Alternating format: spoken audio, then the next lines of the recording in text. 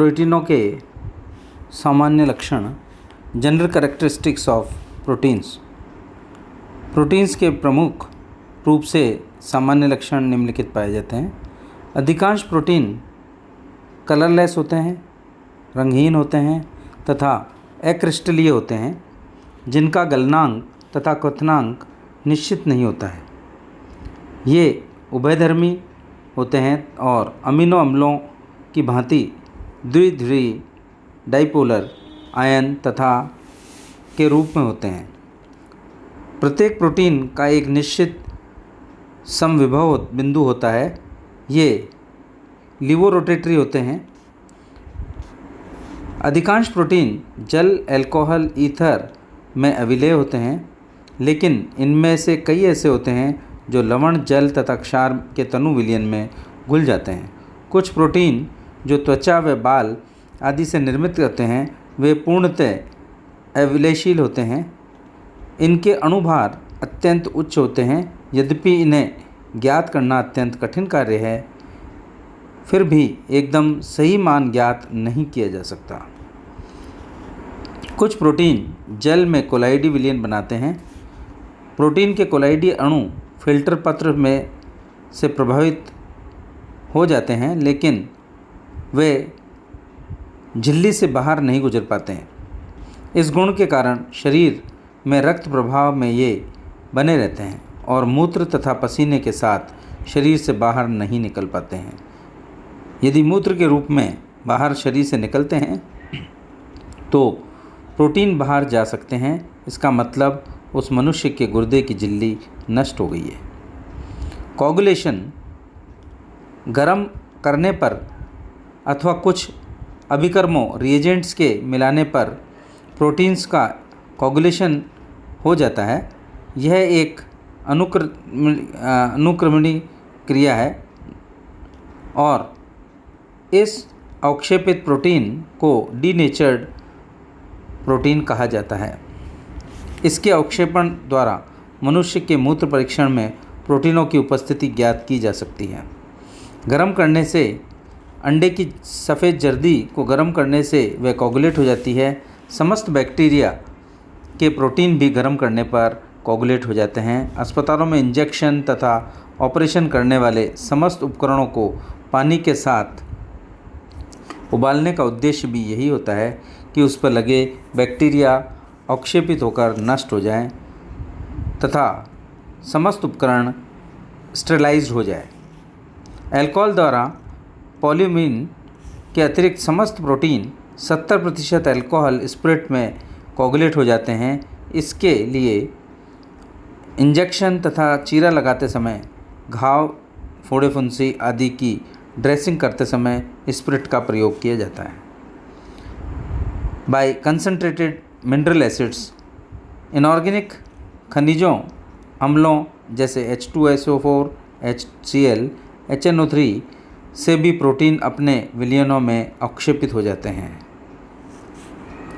भारी धातुओं द्वारा बाय हैवी मेटल्स जैसे HgCl2, AgNO3 आदि भी प्रोटीनों को स्कंदित कर देते हैं। इसलिए ये लवण प्रबल लवण हैं, क्योंकि ये शरीर के प्रोटीनों को स्कंदित करके नष्ट कर देते हैं, जिससे मनुष्य की मृत्यु भी हो जाती है। HgCl2 तथा AgNO3 लिए हुए मनुष्य को यदि अंडे की सफ़ेद जर्दी दी जाए तो प्रोटीन समृद्ध होने के कारण आमाशय में उपस्थित ये लवण उसके साथ क्रिया करके उसके प्रोटीनों को अवक्षेपित कर देंगे, जिससे शरीर से तुरंत बाहर निकाल दिया जाता है और इस प्रकार उस मनुष्य को बचाया जा सकता है। नवजात शिशुओं की आँखों को अत्यंत तनु AgNO3 विलयन से धोया जाता है, जिससे जन्म के दौरान उसकी आँखों में यदि कुछ रोगाणु चले गए हैं तो वे नष्ट हो जाते हैं। एल्कलॉइडी रिएजेंट्स उपयुक्त प्रकार के अभिकर्मकों में प्रोटीन अणु भारी धन आयनों के साथ क्रिया करते हैं तथा अवक्षेपित हो जाते हैं। अतः टैनिक अम्ल तथा पिक्रिक अम्ल जैसे एल्कोहल्डी रिएजेंट्स प्रोटीनों और उनके साथ विलयनों में अवक्षेपित हो जाते हैं। बाय सॉल्ट्स उपयुक्त अतिरिक्त लवण जल से भी प्रोटीनों का कोगुलेशन होता है। लवण के साथ वे अपरिवर्तित अवस्था में लवणों से पृथक हो जाते हैं तथा अभिक्रिया को डायलिसिस के दौरान किया जाता है। बाय रेडिएशंस द्वारा प्रोटीनों का स्कंदन हो जाता है। इस प्रकार उपयोग कैंसर के उपचार में किया जाता है। शरीर में कैंसर पीड़ित अंग पर एक्स-रे तथा पैराबैंगनी किरणें यूवी भेजे जाते हैं, जिससे कैंसर कोशिकाओं के प्रोटीन स्कंदित होकर नष्ट हो जाते हैं और इस प्रकार ट्यूमर में वृद्धि नहीं हो पाती है।